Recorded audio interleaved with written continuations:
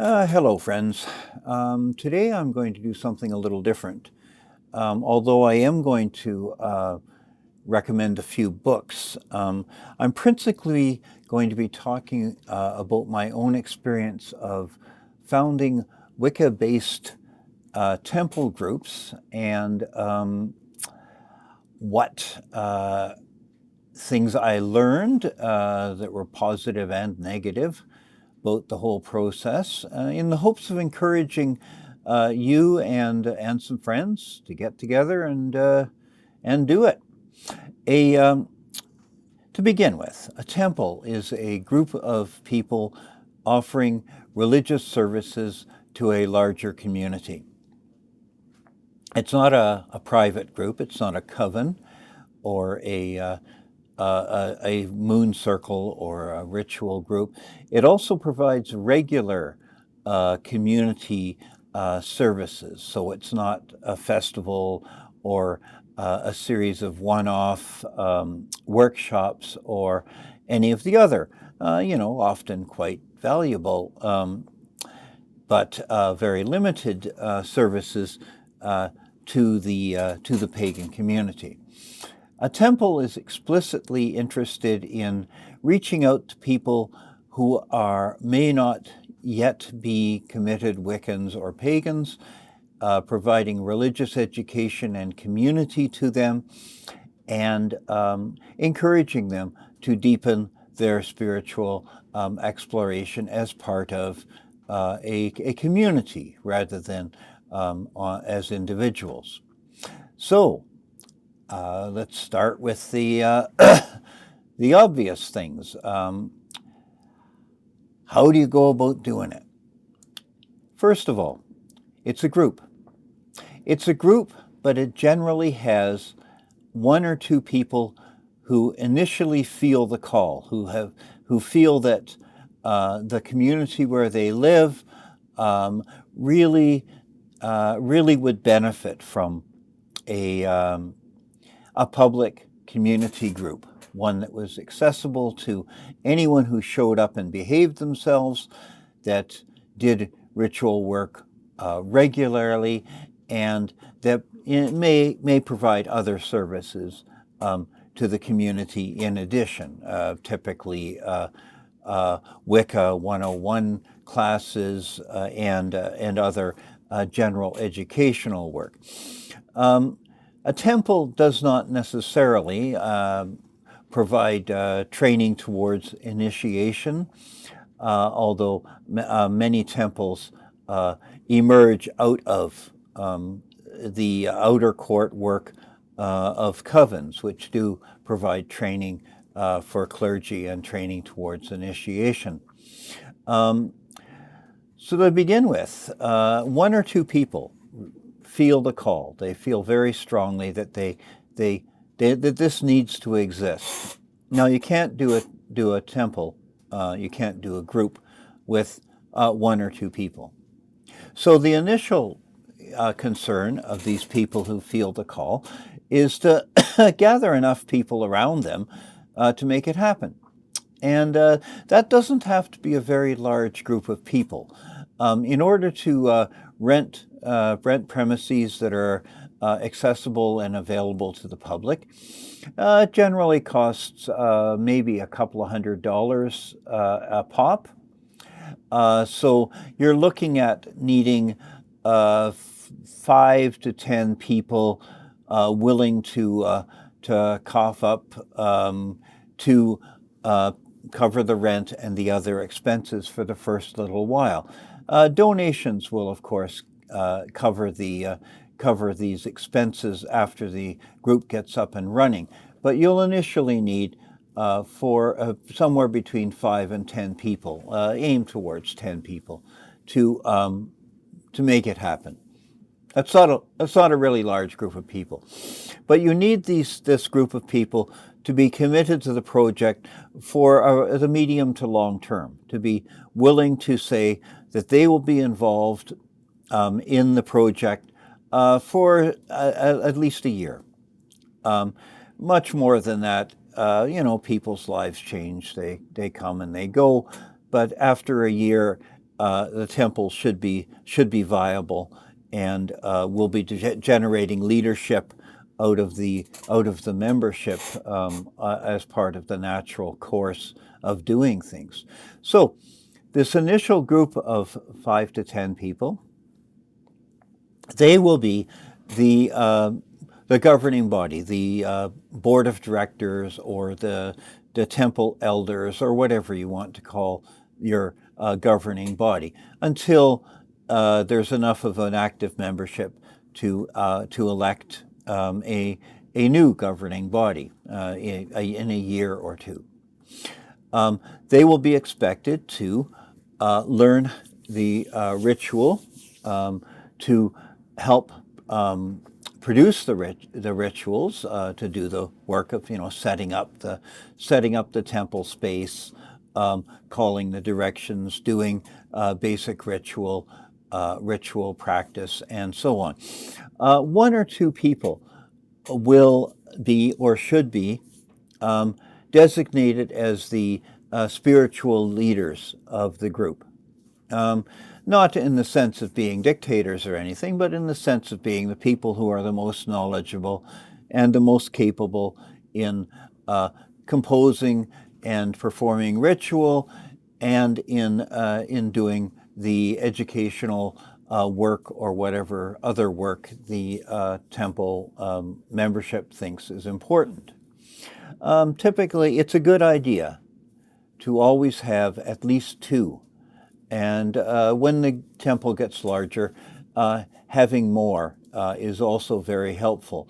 Certainly both sexes, and that's important, because we model that both women and men are sacred and holy, and leaders should be of both sexes. The ritual leaders need not necessarily be formally initiated, although that's definitely preferable. They should certainly be knowledgeable and capable of inspiring the members of the temple as good, competent people with the interests of their community foremost in their mind. So you've got your little group of people together. You should start doing things together to build a sense of camaraderie, and to build a level of trust in this small group for a period of time before you start doing open public rituals. Several months would be good. Get together in people's homes, do ritual work together, read and talk about books on some of the books I will recommend on temple planting, on theology, ritual writing and performance, and those kinds of things, and decide together who will take on what roles in the temple as it is founded. So after several months of doing this, you'll have your core group should be pretty solid. There'll be people who have a good sense of trust, understand their roles in the whole project, and are able and willing to work together to the furtherance of this larger goal. Then, rent a space. Generally, it's a good idea. Eventually, how quickly is up to you. It's a good idea to incorporate as a nonprofit society or a nonprofit corporation as quickly as reasonable, because this, for one thing, makes it easier to rent space. For another, it makes it possible for you to have insurance.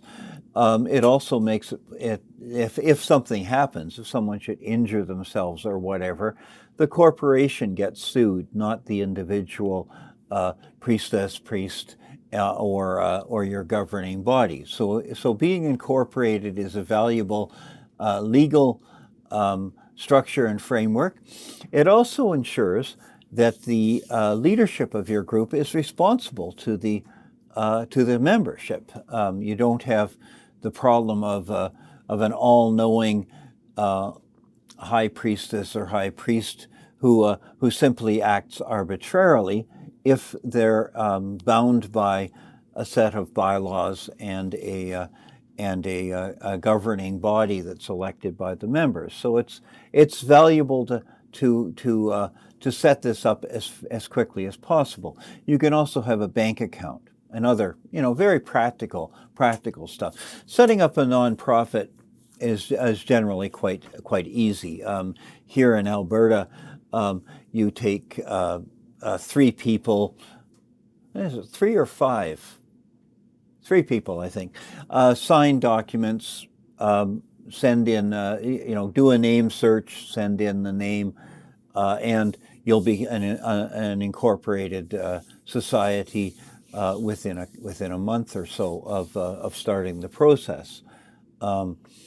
Like I say, there's a number of benefits to it, and there's no real drawback. Once a year, you have to report to the government that you still exist and who your board of directors are, and that's pretty much it. So,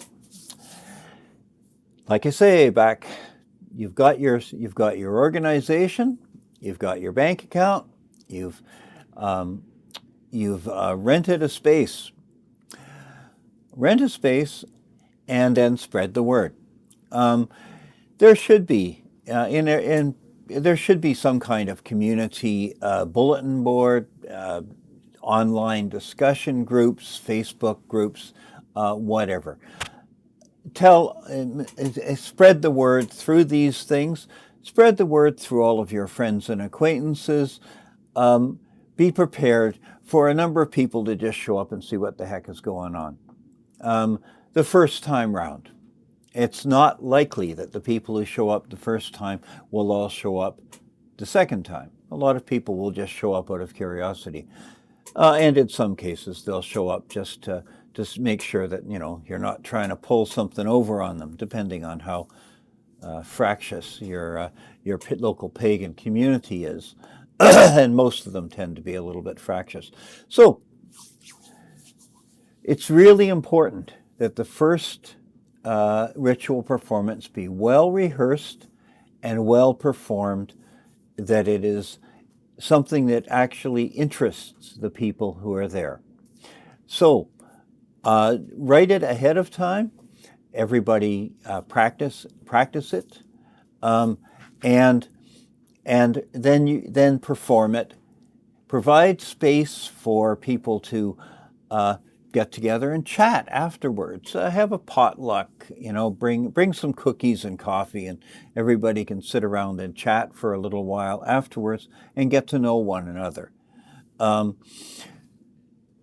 Then make sure to have scheduled a number of ritual get-togethers. Some groups temples meet once a month, which I think is not often enough, but it's difficult to do many more than that until you've got your membership up. I would suggest aim for every 2 weeks. Book the space ahead of time and make sure that everybody who shows up knows we'll be doing this again here in 2 weeks. See you then. It would be desirable to have written scripts for well in advance so that people can rehearse them. Have a ritual team, and have the members of that ritual team know their parts. And of course, if you have a written script, it's really handy because if somebody can't show up, you can hand it off to somebody else and they'll be able to do the other person's part. Almost immediately, perhaps at the first meeting, but certainly at the second, you should have a space for people to volunteer. Have a couple of activities that you would like to have happen. The ritual team, the facilities team, being in charge of, setting up the chairs and taking everything down again, cleaning the place afterwards, and perhaps a Wicca 101 series, so that people can almost immediately, if they are interested, sign up and volunteer to do something. Not only does having volunteers make it easier on your core committee, it also means that people are invested in it. They say, this is our temple. I'm helping, set up the chairs, or I'm sweeping up afterwards, or I'm baking cookies for our potluck. It makes people have a sense of belonging, and you can start building community because people have a sense of belonging, and that's really, really vitally important. After you've been going for a little while, after you've been going for a few months, certainly your organizing committee should keep an eye on who's coming, how often, what kind of concerns people are bringing, issues that you'd like your temple to deal with. It's a good idea to have a sign-up book. Have people sign in when they show up, and because people who have been signing in regularly, are regular committed attendees, are the people who want to become members. What I've typically done in temples that I've established, and by the way, I established a temple in Vancouver. I established a small national church that had temples in 3 provinces at one point. I assisted in a temple here in Alberta, and I'm currently the the priest of a small temple that meets online. Have people do a sign-up sheet. Have membership for those people who have shown up over the course of a year and have attended whatever you think is a reasonable number of times. You want to have people to become voting members who actually are committed to the temple, who see the temple as being a project that they want to move forward, rather than just being, for example, coming in to raid for members for their coven, or coming in just to cruise the cute young people, or coming in for whatever other purpose. You want people. So if they show up quite regularly, and they then they're likely to be the kind of people you want to have becoming involved as eventually as leadership and in training to become clergy. Open your clergy training, if you do formal clergy training through the temple, only to people who are voting members. So people who have been around for at least a year, have paid whatever your membership fee is, and who are proper people, properly prepared. Again, you don't want to have a leadership group that is not committed to working with and furthering your temple. There will be an initial burst of enthusiasm that will possibly last for several months. And take advantage of that burst of enthusiasm to establish ongoing projects, and to encourage people to volunteer and to begin religious education programs, so that the members of your temple who wish to be engage in religious education will have free, accessible religious education, and that those who wish to pursue clergy training and to commit themselves to becoming priestesses or priests will have a clear guidelines as to how they go about it, and will be able to begin that. All of these things should be established and in place fairly quickly, almost immediately after the temple is started. And you'll have a burst of enthusiasm which will die down. People will, there'll be fewer people who will come just for the hell of it to check it out. There will be people who will ask their friend. Make sure to tell everybody to ask your friends and family to come and check us out. For one thing, then their friends and family aren't worried that they're getting involved in some weird cult group. And of course, quite often, your friends and family are interested in the same sorts of things as you are, and they will drop by, visit the temple, and become involved themselves. The best way to grow a group is through having friends and involved in it.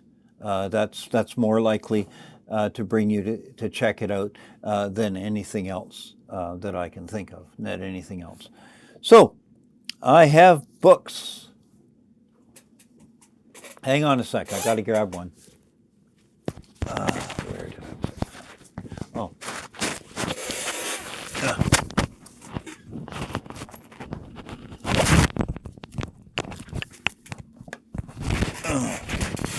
Now,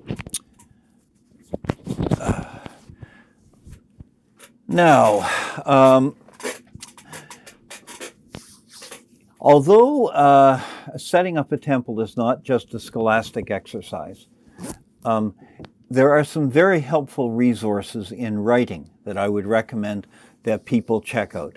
To begin with, I'd like to recommend that everybody get a copy of my book. My book is called Growing Wiccan Temples and Leaders, and this is the revised second edition, which came out in 2023. It's based on my, oh God, I don't know how long, 30 years as a public witch in Canada, all of the things that I've established and done and been involved in organizing. A lot of very practical tips in here. And it's, I'm not just being vain. It really is the best, I think, single volume work on setting up a Wiccan temple. It contains a number of tips on clergy training, religious education, and all that kind of thing as well. In sociology of religion, there has been quite a bit of sociology of religion dealing with new religious movements and things like growth and recruitment. This book in particular, The Future of Religion by Rodney Stark and William Sims Bainbridge, Secularization, Revival, and Cult Formation. 1985, University of California Press. I cannot say too many good things about it. It is really a wonderful, wonderful resource. There's a couple of exceptionally good chapters in here on things like religious recruitment, how it is that people come to be involved in religious movements, the networks of faith, interpersonal bonds, and recruitment to cults and sects. I've read this book several times since I got it, and it's just a great inspiration to me. Here's a book called The Culture Code by Daniel Coyle. I don't have the dust cover for it. Published by Bantam in 2018. The Secrets of Highly Successful Groups. It's one of those popular self-help type books, but there's a great deal of very useful information in here on how groups that are focused on a mission, something they wish to do in the world, rather than just those who wish to make money. How you can build cooperation, build a shared culture and set of values, how you can inspire and reward people, all sorts of things that are very, very valuable to know if you're setting up an organization from scratch. And I will recommend The Culture Code by Daniel Coyle very heavily. It's also important to note that there's a great deal of stuff on church planting, which is basically the Christian version of temple planting, right? And I will recommend, although you have to scrape away the Christianity to get to the useful information, I will recommend Aubrey Melford's The Nuts and Bolts of Church Planting, a guide for starting any kind of church, 2011 by Baker Books. Good, nuts and bolts all the way. It's there's a number of questionnaires that you can questions that you can ask yourself as you're refining your vision of your church. You can deal with issues of theology, how you organize things, some theological stuff that is valuable, some that is just purely Christian and not that useful to us, finances, all kinds of just tremendous nuts and bolts stuff, evaluating yourself as a leader and evaluating potential clergy candidates and leaders of your group. Very good book. This one, The Forgotten Ways by Alan Hirsch, is, when was this come out? 2006 by Brazos Press. Again, this guy is an evangelical fundamentalist Christian. So you have to scrape away the theology, but there are an enormous number of very practical, very valuable tips in here on organizing a church plant, networking with other groups, expectations for your leadership, developing a sense of mission, just a lot of very, very useful stuff. A lot of marketing speak, so you have to sort of wade through that too. But I've been tremendously impressed by the book ever since I bought it. A couple of others. This one, Antagonists in the Church by Kenneth Haugk, Haugk, 1988.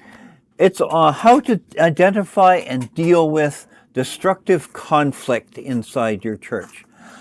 One thing that you will quickly discover is that there are some people who join church organizations, or any organization for that matter, purely to cut down and destroy anybody who's in charge. There are people, what can I say? Religious organizations tend to attract the walking wounded, tend to attract people who have had some damaging bad things happen to them in their lives. And naturally, they're looking for a community that will help them to heal, to recover from whatever damage has been done to them.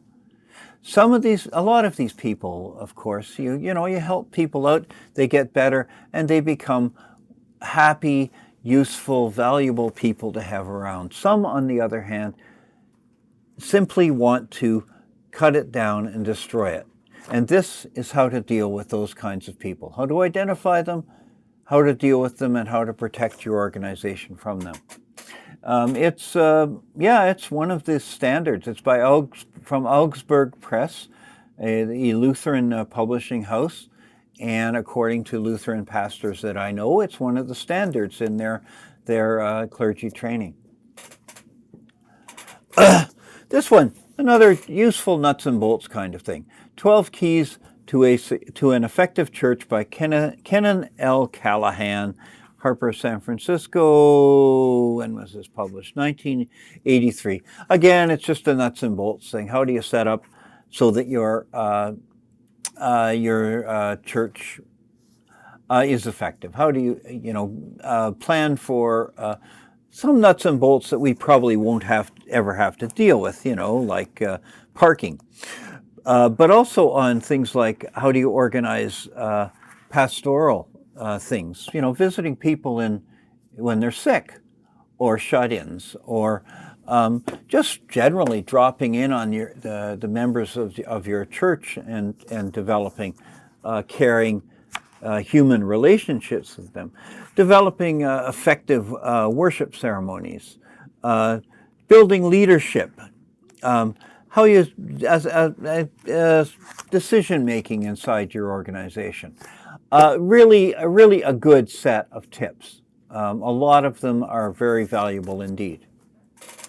Then, of course, there's theology. Now,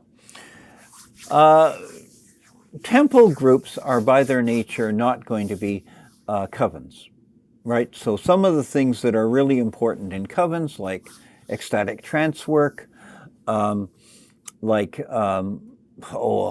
of magic work, a lot of that stuff is simply not going to be a central focus of temple work. So some of the it's important to read more widely in theology. A good place to start is this guy's book, When God Becomes Goddess, by Richard Grigg. There's a new edition of this out, which is quite a bit more expensive than this. See if you can find this one. It's $19.95. It's a very good summary of feminist theologies and gives a number of valuable ideas on how a theology based on enactment, making the divine real in our actions rather than on looking outside of ourselves and outside of our groups, will function. It's a very useful theology. I have found it extremely valuable. I got this book quite a few years ago, and I've got a number of copies and handed it out to people because it was on real cheap. So there you go. Now, after the first year, your temple you'll be able to tell how your temple's going to do. In particular, you'll know whether you are growing.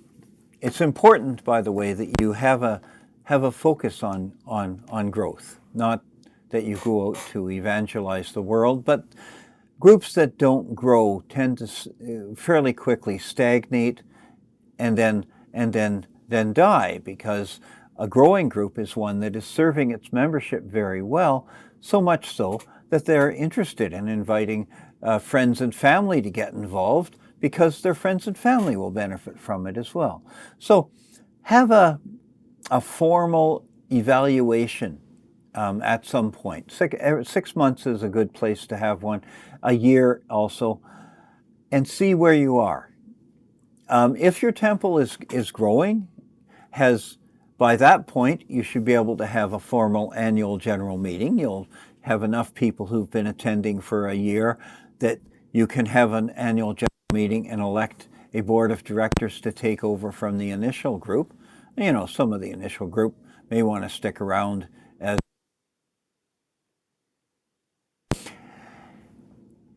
Then it's time to start some longer range planning. What do you want to be doing, for the next several years, for 5 years? How is your religious education program going, and how is it going to develop? What kind of programs do you have for specific groups in your community? LGBTQ people, for example, or women's groups, or families with children. Are you ready to hold an annual religious retreat? That would probably come in a couple of years because it's expensive and takes organization. This kind of thing. Always have in mind a goal.